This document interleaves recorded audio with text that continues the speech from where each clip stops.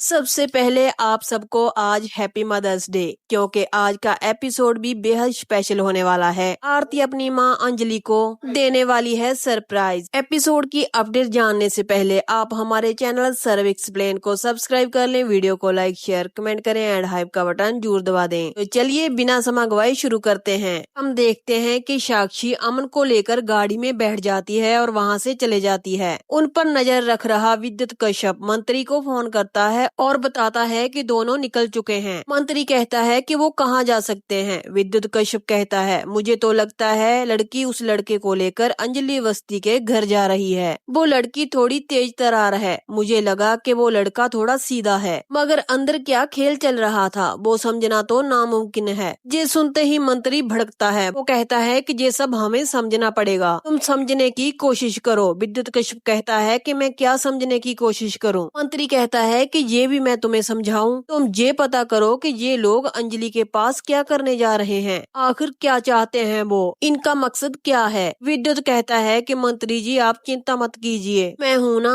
वैसे भी हमारे पास एक खास हथियार तो है ही। मंत्री कहता है कैसा हथियार। विद्युत कहता है कि काव्या ठाकुर। मंत्री कहता है कि वो क्या कर पाएगी। विद्युत कहता है मंत्री जी देखिए मैं क्या चाल चलता हूँ। अब ये विद्युत क्या करने वाला है किसी को नहीं पता। मंत्री कहता है ये कोई शतरंज का खेल नहीं है। विद्युत कहता है कि मंत्री जी मुझे समझ आ गया, पहले ये तो पता करना होगा कि ये राजा है कौन। अहंकार से भरा मंत्री कहता है कि राजा है कौन तुम्हें नहीं पता, धर्मराज आहूजा है। मेरी कान खोलकर बात सुनो और एक बात अपने भेजे में डाल लो, राजा सिर्फ धर्मराज आहूजा है और कोई नहीं। किसी पर भी भरोसा नहीं कर पा रहे, ना ही राघव और ना ही युवराज सिंह पे।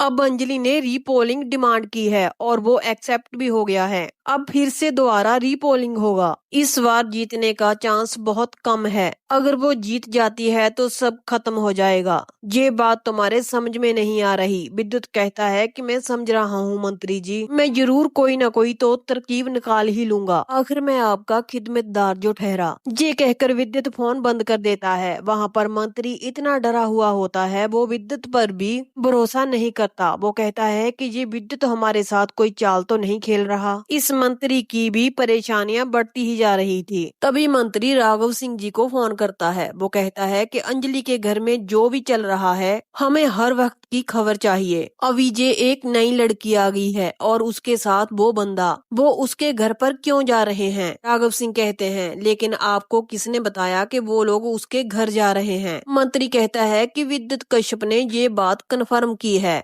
मंत्री इतना पागलों की तरह करता है। वो कहता है कि जीतना तो मुझे ही है। राघव सिंह कहते हैं डोंट वेरी धर्मराज जी, जीतेंगे तो आप ही। आपकी पूरी फोर्स होगी बाहर और अंदर मेरे आर्गुमेंट्स होंगे। वो अंजलि अवस्थी कहती है ना, कोर्ट में मेरी बात चलती है और बाहर मेरा हाथ, मगर मैं किसी पर हाथ नहीं उठाता क्योंकि सिर्फ मेरी बात चलती है। इसलिए आप चिंता मत कीजिए क्योंकि मैं अपने आर्ग्यूमेंट से बड़ों बड़ों को धूल चिटवाता हूँ। जीत आपकी ही होगी, रखता हूँ। राघव सिंह की बात सुनकर मंत्री को थोड़ी सी तो ठंडक मिलती ही है। तभी हम देखते हैं राघव सिंह के पास अभय सिंह आता है। राघव सिंह कहते हैं क्या हुआ, तुम्हें कुछ कहना है। तभी अभय सिंह कहता है हाँ पापा, आज मैंने गिन्नी को किचन में खाना बनाते हुए देखा, वो भी बड़े चाव से। राघव सिंह कहते हैं ये तुम क्या बोल रहे हो। अभय सिंह कहता है मैं सही कह रहा हूँ, मुझे तो ये समझ में नहीं आ रहा आखिर वो चाहती क्या है। वो जैसे खाना बना रही है मुझे तो लगता है इस घर में कोई आ रहा है। राघव सिंह पूछते हैं कि कौन आने वाला है। अभय सिंह कहता है कि मुझे ये तो पता नहीं, मगर उसकी खुशी देखकर मुझे ऐसा लगता है जरूर कोई ना कोई तो आने वाला है।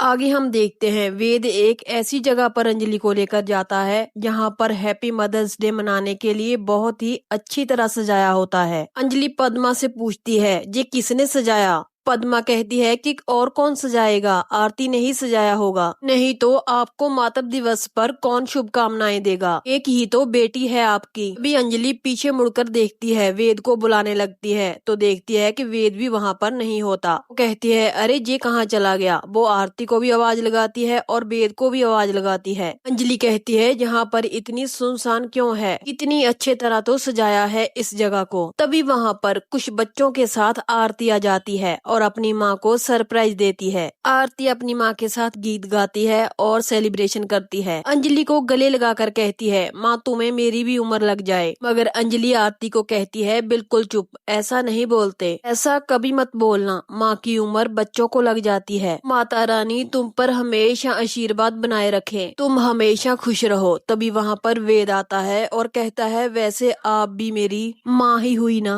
सासू माँ। अंजलि कहती है, हाँ ये तो तुमने ठीक कहा है, गॉड ब्लेस यू बेटा। अंजलि बेद से कहती है, तुम्हें तो सब कुछ पता था ना। ये सुनकर बेद हंसने लग जाता है। वो कहता है, हाँ मुझे सब कुछ पता था, आरती ने मुझे पहले ही बता दिया था। तभी पद्मा कहती है, चले वो लोग राह देख रहे होंगे। अंजलि कहती है, लेकिन इससे पहले मुझे भी किसी को मदर्स डे विश करना है। सब लोग ये सुनकर हैरान हो जाते हैं। पद्मा कहती है कि किसे आपको विश करना है। अंजलि कहती है कि है कोई माँ, मैं जहाँ पर अपनी बेटी के साथ दिल्ली में हूँ तो वो अपने बच्चों के साथ मुंबई में है। आगे हम अमन और साक्षी को देखते हैं। अमन कहता है कि हम कहाँ जा रहे हैं। साक्षी उसे बताती है कि हम तुम्हारे घर पर जा रहे हैं। अमन कहता है, मैं जहाँ पर तुम्हारे साथ रहता हूँ वो क्या मेरा घर नहीं है। साक्षी कहती है कि नहीं। अमन कहता है कि मैं तुम्हारा कोई नहीं हूँ, क्या तुम मेरी कुछ नहीं लगती हो। साक्षी कहती है कि नहीं। अगले ही पल साक्षी रोने लग जाती है। वो कहती है कि तुम मेरे सब कुछ हो अमन, मेरी सांसें, मेरी धड़कन, मैं क्या करूं, मैं तुमसे प्यार करती हूं। अमन जिद करने लग जाता है। वो कहता है कि तुम फिर क्यों ऐसा बोल रही हो कि मैं तुम्हारा कुछ नहीं लगता। साक्षी कहती है कि तुम अंजलि के हो, वो तुम्हारी पत्नी है। अमन कहता है कि अंजलि मेरी पत्नी नहीं है, तुम गलत समझ रही हो, मैं वो नहीं हूँ। मैं अपनी लाइफ के बहुत सारे साल भूल चुका हूँ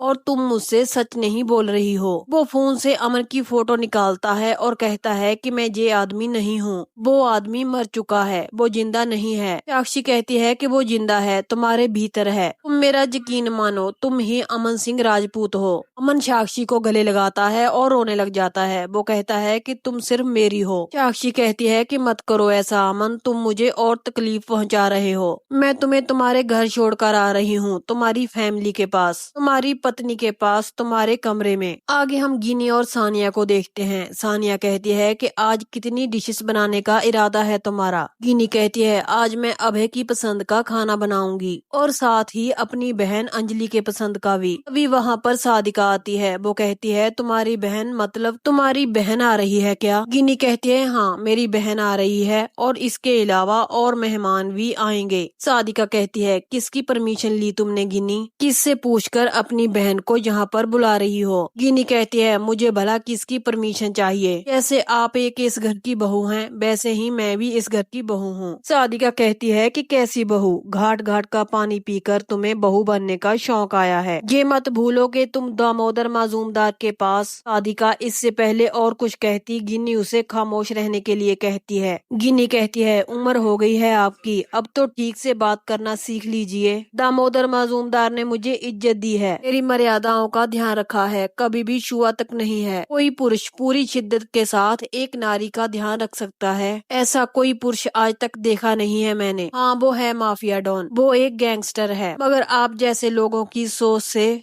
कहीं ऊंची है उनकी सोच। आई बात आपके समझ में। तभी गिनी कहती है, छोड़िए ये सब, वो इस घर की बहू है, इतना तो कर ही सकती है। मगर सादिका फिर से कहती है, परमिशन तो लेनी ही चाहिए थी। तभी गिनी और भड़क जाती है। वो कहती है कि मैं अपने घर वालों को बुला नहीं सकती, क्या उनको 2 रोटी तक नहीं खिला सकती। इतने सालों तक मैं माफिया डॉन के साथ रही हूँ, जैसे मैं अबे के प्यार में सब कुछ छोड़ सकती हूँ वैसे ही अभी गिनी की पूरी बात भी नहीं होती। तभी वहाँ पर अभय सिंह आ जाता है। वो कहता है कि तुम क्या कर सकती हो। गिनी उसे भी कहती है, एक बार शुक्र तो देखो अभय, फिर देखो तुम मैं क्या कर सकती हूँ। तुम्हारे नाम का सिंदूर भरा है मैंने मांग में, पत्नी हूँ मैं तुम्हारी, मुझे धोखा देने की कोशिश भी मत करना। तभी सानिया कहती है, गिनी भाभी कौन कौन आ रहा है। वो कहती है, वेद, अंजलि, पद्मा और साथ में उनके 2 और मेहमान हैं। ये सुनकर अभय सिंह कहता है, कौन है वो 2 मेहमान। गिनी कहती है कि है कोई, देख लेना। तभी वहाँ पर वैभव आ जाता है। वो कहता है, साधिका देखो बाहर अंजलि, वेद और पद्मा आए हुए हैं। साधिका कहती है कि साथ में कोई और भी आया है। वैभव कहता है कि हाँ, 2 लोग और हैं, पर पता नहीं कौन है। साधिका, वैभव और अभय वहाँ से चले जाते हैं। गिन्नी कहती है अब तो अभय अंजलि पर बुरी नजर नहीं डाल पाएगा। सानिया कहती है भाभी, आपके कहने का क्या मतलब है? तो सानिया को कहती है कि तुम खुद जाकर देख लो घर पर कौन आया है। तभी हम देखते हैं राघव सिंह भड़क रहे होते हैं। वो अंजलि से कहते हैं कि तुम क्यों आई हो जहाँ पर? बिना निमंत्रण किए किसी के घर पर भिखारी ही आते हैं मुफ्त का खाना खाने। तुम्हें तो अच्छी तरह पता है इस घर में कुत्तों, भिखारी, अवस्थियों की कोई जगह नहीं है। मगर अंजलि कहती है मुझे तो यहाँ पर बहुत जगह दिखाई दे रही है। आप जैसे भिखारी भी हैं जहाँ, जिन्होंने मेरी दीदी को ठग कर उनके सामने हाथ फैलाकर ये पूरा घर हथिया लिया है। और युवराज ठाकुर जैसा कुत्ता भी है जहाँ। मगर बेशर्म युवराज सिंह कहता है ये कुत्ता काटता भी बहुत अच्छी तरह है और तेरे जैसे कुत्तों के दांत तोड़कर रख देती है अंजलि अवस्थी। इसलिए तुम ज्यादा भौंको मत। तुम अच्छी तरह जानते हो कोर्ट में मेरी बात चलती है और बाहर मेरा हाथ। और रही बात अवस्थियों की, देख लीजिए मेरी दीदी गिन्नी है जहाँ। इसलिए फालतू के तेवर मत दिखाइए राघव सिंह राजपूत, वरना मैं भी ये भूल जाऊंगी कि आप मेरे ससुर जी हैं और मैं आपकी बहू। मगर राघव सिंह कहते हैं कि मैं इस रिश्ते को मानता ही नहीं हूँ। तभी वेद कहता है कि आप हमारा अपमान कर रहे हैं। आप ये भूल रहे हैं कि मैं इस घर का दामाद हूँ और हम यहाँ पर इनविटेशन के थ्रू ही आए हैं, जो कि हमें इनवाइट किया है इस घर की बड़ी बहू गिन्नी सिंह राजपूत ने। साधिका कहती है उसकी क्या औकात है, वो होती कौन है इनवाइट करने वाली? हाँ ठीक है, वो इस घर की बहू है, मगर किसी को भी बुलाने से पहले परमिशन तो लेनी ही होगी इस घर के मालिक से, राघव सिंह राजपूत से। और तुम लोग फ्री में पकवान खाने के लिए आ गए। अभी पद्मा कहती है छोटा मुंह और बड़ी बात, आपका दिल छोटा है इसीलिए बातें भी आप छोटी ही कर रही हैं। साधिका कहती है कि पद्मा तुम चुपचाप खड़ी रहो, तुम मेड हो, मेड बनकर रहो। आपको तो पता है साधिका का मुंह सिर्फ अंजलि बंद कर सकती है। अंजलि उसे कहती है उंगली और आवाज दोनों नीचे रखिए। पद्मा किसी घर की मेड नहीं है, मेरी सहेली है वो। उसने हमेशा मेरा साथ दिया है। सबने मेरा हाथ छोड़ दिया मगर उसने कभी भी मेरा हाथ नहीं छोड़ा। यहीं पर इस धमाकेदार एपिसोड का एंड हो जाता है। कल के एपिसोड की अपडेट जानने के लिए आप हमारे चैनल सर्व एक्सप्लेन को सब्सक्राइब कर लें। अगर आज का एपिसोड आपको अच्छा लगा तो कमेंट करें। तो कल मिलते हैं एक और नए एपिसोड की अपडेट के साथ। तब तक खुश रहिए। अलविदा।